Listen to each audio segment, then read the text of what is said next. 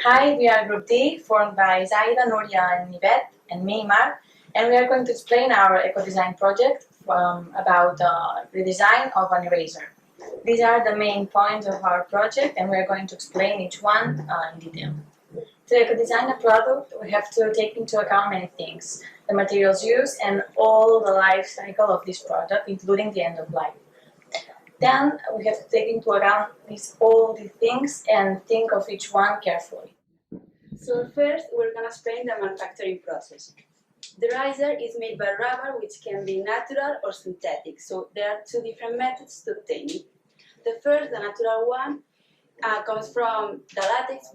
It's from the rubber trees that are located on the tropical areas such as Malaya. So the extraction method to obtain the latex is called breeding, which consists on making small incisions on the trees to allow the latex to come out. When we have the latex, we mix it with water and some acids to transform it from liquid to solid.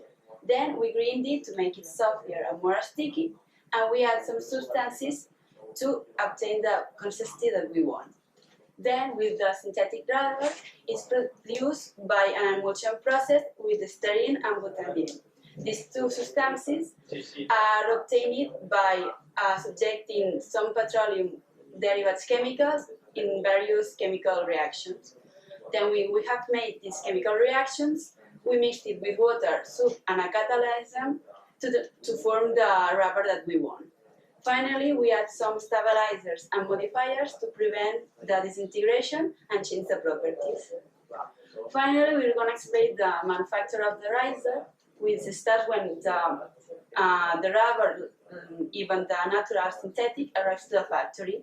Then it's mixed with sulfur, vegetable, and pumice to change the properties.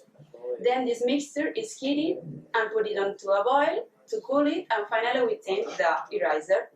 And additionally, we can add some pigments to change the color, or we can mark the eraser with the name of the brand or something we want to put with stampers or screen printers. Now we are going to talk about the economic and social analysis of the different brands that we can find in the market.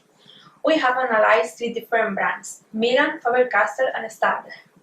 Of this analysis, we get some conclusions that we are going to explain. In the first place, Milan, the audience of which is focused on schools, using different colors on their erasers in order to get children's attention. Also, they have different types of erasers, from children's to professional ones, with the aim of having more quality and other type of public. Then, other erasers in the market are Faber-Castell, which is the most expensive brand in our analysis. Faber-Castell is renowned for its quality in its product. It has professional erasers aimed at specific areas such as technical drawing, architectural drawing, artistic drawing, etc. Finally, we have Stadler, which is the intermediate brand, because it involves erasers for students and professional workers too. All the products have a high quality erasing performance, and they are present with a cover of cartoon wrapper to protect the part of the eraser that you are not using. Also, some of them use a cellophane wrapper to protect it. Stadler is more expensive than Milan, but cheaper than Faber-Castell. This is the eco-design strategy wheel that we've done, and we can see the difference between the initial eraser and the final eraser that we've redesigned. We can see the difference between them, and in some points the difference is so big, and in some others it's lower. The main improvement that we've done is in the optimization of end-of-life system. And one improvement that we couldn't do, so we have not reduced it, is the selection of low-impact raw materials. This is the life cycle assessment of the standard eraser, and as we can see, the measured ones are the resources and the emissions to freshwater, each one measured in a mass of 130,000 kilograms. Then in second place, we can find the disposal goods and the emissions to air, that are measured in about 6,000 kilograms. This is the life cycle of a standard eraser. And in the left part, we can see the resources used to create the eraser, taking into account the water emissions. Then in the top, we can see the resources used to create the cellophane, and in the bottom, to create the cartoon. That all it's creating the eraser plus the packaging. In the left part, we can see the cartoon and the erasers distributed inside of it. This is the distribution of the eraser from the factory to the store and finally to the landfill, and considering the transport of the erasers and taking into account the diesel used in each trip. And after we did the LCA, we thought about 4 improvement proposals.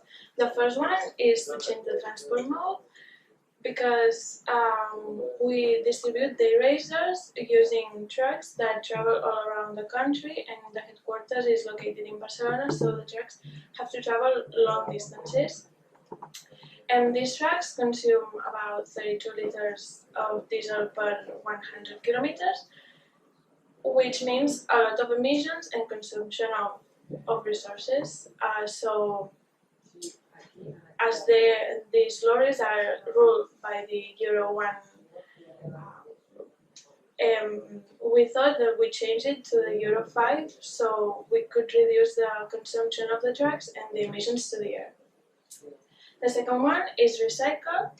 Since the eraser and the packaging is formed by 3 materials, the rubber, the cardboard, and the cellophane, we saw that these materials are all thrown into the final disposal, the landfill, and we propose to recycle each material and throw it each one to the right trash bin, so we can give them the right recycle treatment they deserve. The natural rubber we will use instead of synthetic rubber.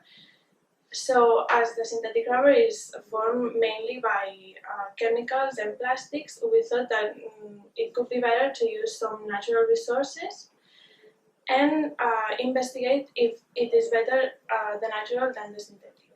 And finally, we thought about the opening cardboard and to eliminate the cellophane, so we only have to produce two different materials, the eraser and the cardboard. We thought about packaging that covers all the eraser of cardboard and has little marks, so you can break the cardboard by these marks and break it once you need more eraser. When we take a look to our LCA, we see that about 175,000 kilos of resources are used to produce about 2 million of erasers, and we think that this is due to the use of natural rubber instead of synthetic rubber. Then, if we take a look to the emissions, we have to worry about the freshwater emissions and the landfill emissions because are the highest one, mostly in the end of the life cycle of the product. Okay, our life cycle of the redesign follows the same steps than the one before, but according to the improvement proposals, we changed the raw material from synthetic to natural rubber, which means extra emissions to the air, and we also changed the packaging. We get rid of the cellophane and we produce only the cardboard. We also changed the trucks, which now are more friendly with the environment, and we also recycle all the materials instead of throwing all of them to the landfill.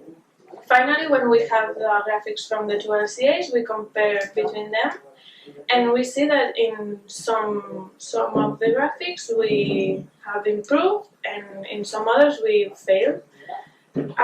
Such as in the climate change, we didn't achieve our goal because we go from 2,500 kilos of CO2 emissions to more than 3,000 emissions. We think that this is a problem from the disposal in the end of the life cycle of the product.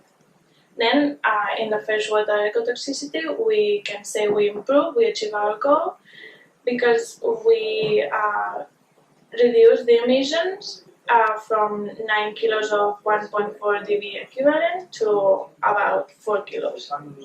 The last part that we did was the communication. For the reason that we do a project of a product, we consider doing an ecolabel. The first step was to search if there was any current ecolabel of the category of the eraser.